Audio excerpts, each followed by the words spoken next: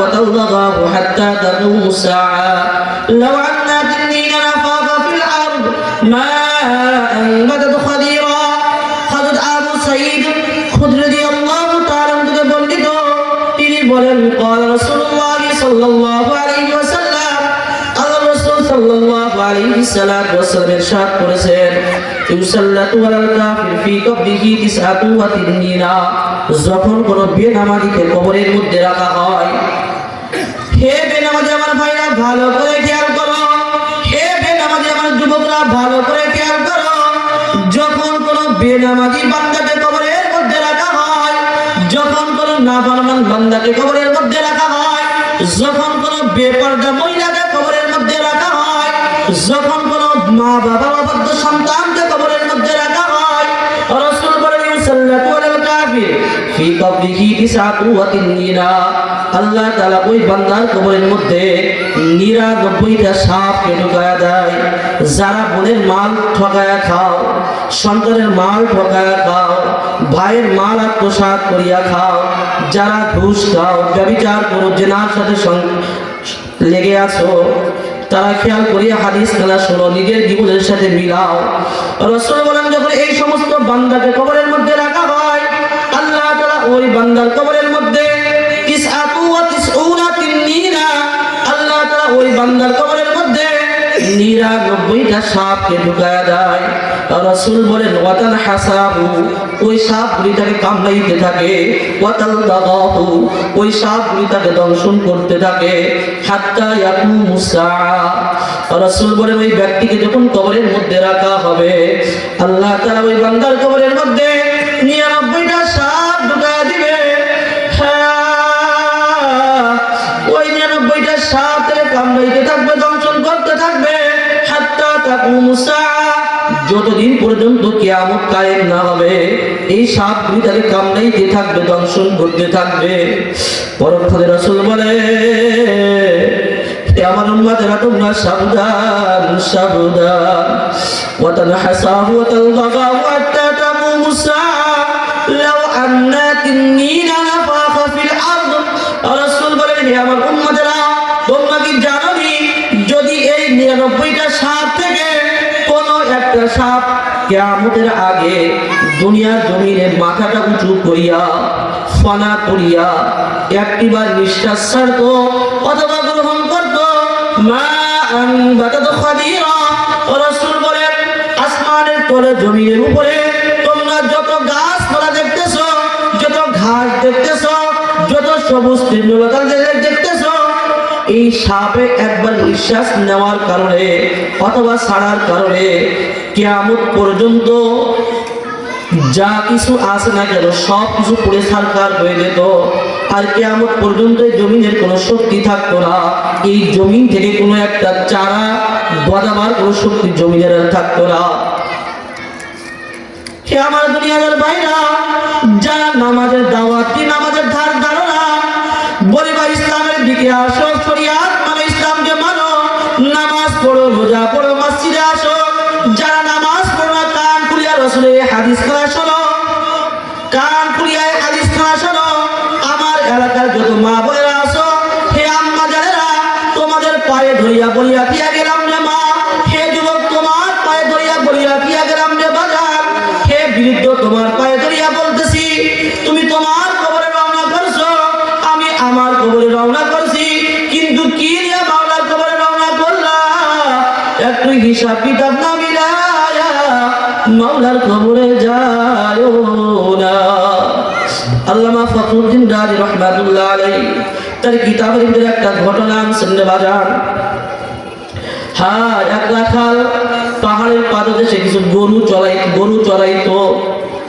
আল্লাহু আকবার আল্লাহু আকবার রাখালের অভ্যাস ছিল সকাল যখন হইতো গরুগুলা গোয়াল থেকে বাহির করিয়া ওই পাহাড়ের উপরে এক সাইডে পাহাড়ের এক পাশে ঘাস ছিল মরা ঘাস আর এক পাশে ছিল জিন্দা ঘাস জীবিত ঘাস কাঁচা ঘাস কিন্তু রাখালের অভ্যাস ছিল হ্যাঁ পাহাড়ের যে পাশে শুকনা ঘাস মরা ঘাস সকালবেলা গরুগুলিকে বাহির করিয়া গলা থেকে আল্লাহু আকবার দড়ি ছাড়াইয়া ওই পাহাড়ের যে পাশে মরা ঘাস ছিল গরুগুলাকে ওই পাশে ঘাস খাওয়াইতে নিয়ে যাইতো।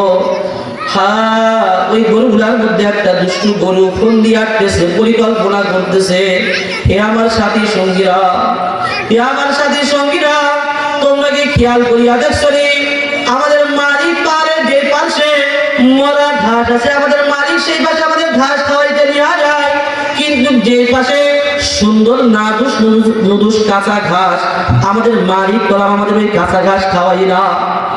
মালিক কেন ওই পাশে দিত না? যেই পাশে কাঁচা ঘাস ছিল ওই পাশে একটু জঙ্গল ছিল, ওই জঙ্গলের মধ্যে ভয়ঙ্কর বাঘ থাকতো।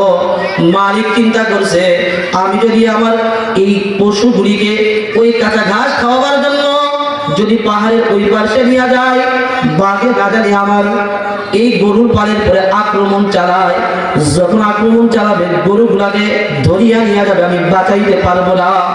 রাখাল এই জন্য পাহাড়ের ওই পাশে গরুগুলোকে চড়াইতো না।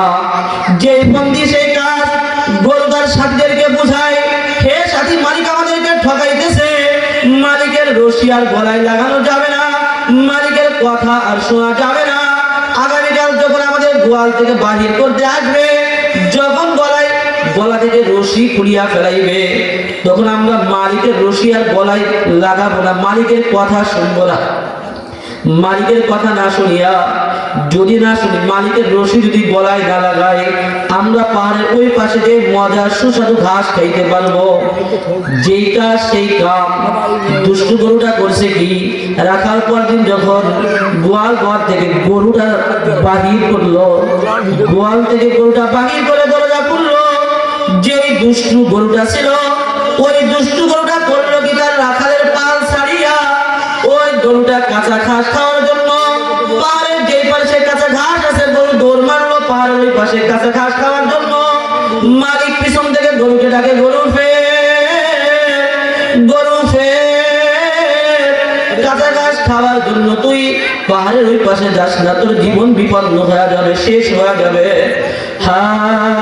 গরু কথা শোনে না, বলে মালিক তুমি আমাকে ফাঁকি দিছো, মালিক তুমি আমাকে ধোঁকা দিছো, আজ তোমার কোনো কথা আমি শুনবো না। গরু দৌড়ায়, মালিক ডাকতে থাকে। পাহাড়ের ওই জঙ্গলে ছিল ভয়ঙ্কর বাঘ, বাঘ তার রব্বে কারীমের সাথে কথা বলে আর মাওলাকে ডাকে। বাঘ ডাক তার মাওলাকে বলে, মাওলা তুমি আমাকে কেন বানাইলা? আজ 3 দিন যাবত 4 দিন যাবত আমার গালে কোনো লুকমা দিতে পারি নাই, কোনো খানা আমি পাই নাই, কোনো শিকার আমি পাই নাই। ও মাওলা তুমি আমাকে কেন বানাইলা? যদি তুমি আমার খাবারই দিতে না পারো, তুমি আমাকে কেন বানাইলা, কেন সৃষ্টি করলা? বাঘ এই কথা তার রবকে ডাক দিয়া বলতে দেরি, সামনে তাকায় দেখে সুন্দর একটা গরু, সুন্দর দেহের একটা গরু। বাঘ সাথে সাথে শুনিয়া দেখলো, মাওলা আলহামদুলিল্লাহ, মাওলা তুমি আমার জন্য এমন সুন্দর একটা খাবারের ব্যবস্থা করেছো, আলহামদুলিল্লাহ। এই বলিয়া গাল আল্লাহু আকবার, বাঘটা খর করিয়া গরুর ঘাড় মটকায় ফেলাইলো। আল্লাহু আকবার, আল্লাহু আকবার, গরু দুনিয়া থেকে বিদায় দিয়া চলিয়া গেল। আল্লাহু আকবার। বুজুর্গ গানে দিন এই ঘটনা কেন বয়ান করলেন রে বাবা? এই ঘটনা বলা আমার কোনো উদ্দেশ্য না। কে আমার যুবক ভাইরা, যারা জিনার মধ্যে লিপ্ত, বেনামাজি আমার যুবক ভাইরা, যারা সুদের গুনার মধ্যে লিপ্ত, আল্লাহু আকবার, সুদের গুনাহ, ঘুষের গুনার মধ্যে লিপ্ত, বেনামাজি বেপরদার মধ্যে লিপ্ত, হে আল্লাহর বান্দারা কান খুলিয়া শোনো। যারা আমার মাওলার বিধানকে বৃদ্ধাঙ্গুলি দেখায়া গোসল ফরজ হইছে, এই শীতের দিনে গায়ের থেকে ল্যাপ ফেলাইয়া গোসল করিয়া ওযু করিয়া মসজিদে কি যাওয়া সম্ভব? মসজিদে কি যাওয়া যায়? কি ঠান্ডা পানি! যারা এই যুক্তি দেখাও, এই জামানায় কি সুদ না খায়া পারা যায়? 10 টাকা দিলে 2 টাকা পাচ্ছি, 100 টাকা দিলে 10 টাকা পাচ্ছি, আমার তো সম্পদ বাড়তে আছে। এই জামানায় কি সুদ ছাড়া থাকা কি সম্ভব? এর বর্তমান জামানায় কি ঘুষ ছাড়া কি থাকা সম্ভব? ব্যাংকে যদি আমি 1 লাখ টাকা লাগাই, মাসে 10,000 টাকা পাচ্ছি, এটা কি ছাড়া আমার দ্বারা সম্ভব? ইয়া তো লাভ। যারা ইসলামের বিরুদ্ধে যুক্তি দেখাও, যারা এই ঘুষ নামক কাঁচা ঘাস খাওয়ার উদ্দেশ্যে হাত বাড়াইছো, যারা এই ব্যভিচার করেওয়ালা, যারা কাঁচা ঘাস খাওয়ার জন্য হাত বাড়াইছো, বাবারা আজরাইল আলাইহিস সালাতু ওয়াস সালাম যখন আসিয়া তোমার আমার ঘাড় খানা মটকা ফেলাইবে, জিন্দেগির রূহটা বাহির করিয়া ফেলাইবে, তখন আর যুক্তি কোনো কাজ চলবে না, কোনো তওবা তাসলিলের কাজ চলবে না।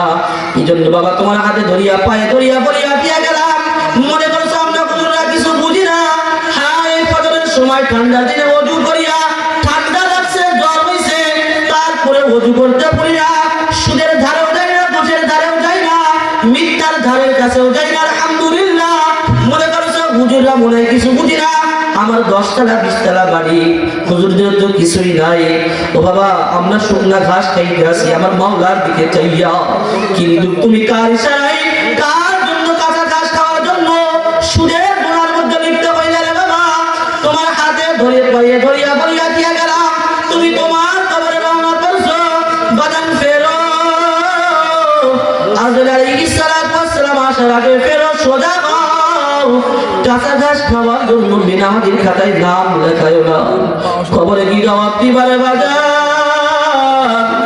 এই জন্য বাবা নামাজ ছাড়িও না, রোজা ছাড়িও না, হে আম্মা যারা বেপরদায় চলিও না, সন্তানকে মধ্যবর্তী জিন্দেগি, গোসালো জিন্দেগি মক্তবে দিয়া দাও, কোরআন শিক্ষা দাও, আলেম বানাও। হ্যাঁ, আমি যে আয়াতে কারিমা খেলা তেলাওয়াত করেছি, আল্লাহ রাব্বুল আলামিন তার কালামে পাকের ভিতরে বলতেছেন, ইয়া আইয়ুহাল্লাযীনা আমানু যকুরুল্লাহা যিকরান কাসীরা ওয়াসাব্বিহুহু বুকরাতাও ওয়া আসীলা। বাবারে সকাল এবং সন্ধ্যায় বেশি বেশি রব্বে কারীমের জিকির করা লাগবে। উলামায়ে কেরাম বয়ান করেন, যে ব্যক্তি সকালে এবং বৈকালে মাওলা কারীমের জিকির করবে, আল্লাহ তাআলা তার মধ্যবর্তী সমস্ত জরুরতকে পুরা করে দিবে। সুবহানাল্লাহ, সুবহানাল্লাহ। রাসূল বলেন, আকসিরু যিকরাল্লাহি হাত্তা ইয়াকুলু মাসনুন। হে আমার বান্দা বান্দীরা, হে আমার উম্মতেরা, তোমরা বেশি বেশি পরিমাণে রব্বে কারীমের জিকির করো, স্মরণ করো, যাতে করে দুনিয়ার ফাসিক ফুজ্জার বেঈমানেরা তোমাদেরকে পাগল বলে আখ্যায়িত করে। এজন্যই আমার মুসলমানে কেরাম, আমার বাবারা, হে আম্মা যারা কাজ করতেছে, জিকির এমন একটা ইবাদত, জিকির করার জন্য ওযু করা লাগে না, গোসল করা লাগে না। তুমি হাঁটতেছো, গোসল জমা, তুমি হাঁটতেছো, জমায়ের মধ্যে জিকিরের তালবিয়া পাঠ করতে থাকো। তুমি বসে আছো, জবানে জিকিরকে চালু করে দাও। তুমি শুয়ে আছো, জবানের মধ্যে জিকির চালু করে দাও। আল্লাহ রাব্বুল আলামিন বলতেছেন, ওই ব্যক্তি যে প্রকৃত, ওই ব্যক্তি যে প্রকৃত জ্ঞানী, যে ব্যক্তি তিন অবস্থায় আমি রব্বে কারীমের জিকির করে, হাঁটা চলা বসা অবস্থায় যে ব্যক্তি আমি রব্বে কারীমের জিকির করে, আল্লাহ তাআলা বলেন ওই ব্যক্তি হলো প্রকৃত জ্ঞানী। কি ভাই, জিকির দরকার আছে কিনা? এজন্য আমাদের জিকির করতে হবে ভাই। আপনি বসে পারেন না, জরুরত হাঁটা অবস্থায় জিকির করেন। আর সবচেয়ে বড় কথা হলো, যে ব্যক্তি আর হামেশা জবানের মধ্যে জিকির চালু রাখবে, আল্লাহ রাব্বুল আলামিন তার মওতের সময় জবানে কালিমা চালু করে দিবেন। সুবহানাল্লাহ। তো আল্লাহ তাআলা যেন আমাদের সকলকে জিকিরের সাথে চলার, ফিকিরের সাথে চলার তৌফিক দান করেন। আল্লাহ রাব্বুল আলামিন তার কালামে পাকের ভিতরে বলেন, কুল্লু নাফসিন যায়িকাতুল মাউত।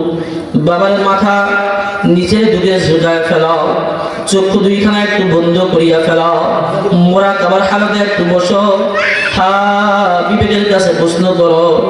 আমার মাওলাই বলতেছেন, কুল্লু নাফসিন যায়িকাতুল মাউত, প্রত্যেকটা প্রাণীরই তো মৃত্যুর স্বাদ গ্রহণ করা লাগবে। আমার দাদা ছিল, দাদাকে তো আজ দেখি না, বাবাই ছিল, বাবাও তো দুনিয়ায় নাই, চাচাই ছিল, চাচাই তো দুনিয়ায় নাই, সন্তান ছিল, সন্তান তো দুনিয়াতে নাই। এমন একদিন আসবে তুমি আমিও দুনিয়াতে থাকবো না। হ্যাঁ, রাজা বলো, প্রজা বলো, শ্রোতা বলো, বক্তা বলো, কেউ তো দুনিয়াতে থাকবে না রে ভাই। কিন্তু ওই 60 কাঠ মাটির ঘরের জন্য কি দিয়া রওনা করলাম? একটু চিন্তা করো, ফিকির করো, মাওলাকে দিয়া মাওলার কবরে রওনা করো। ফলদার বান্দারা একটু চিন্তা করো, গবেষণা করো। রাত্রে 2টা বাজে স্ত্রীকে দিয়া বিছানায় শায়িত আমি ঘুমায়া গেলাম। রাত্রে 2টা বাজে স্ত্রী বাইরে গেলে স্বামীকে ডাক দেয়, স্বামীকে আপনি ওঠেন। স্বামীকে ডাক দেয়, স্বামী আমার ভয় করে আমি বাহিরে যেতে পারি না, একটু ওঠে, আমি বাহিরে যাব।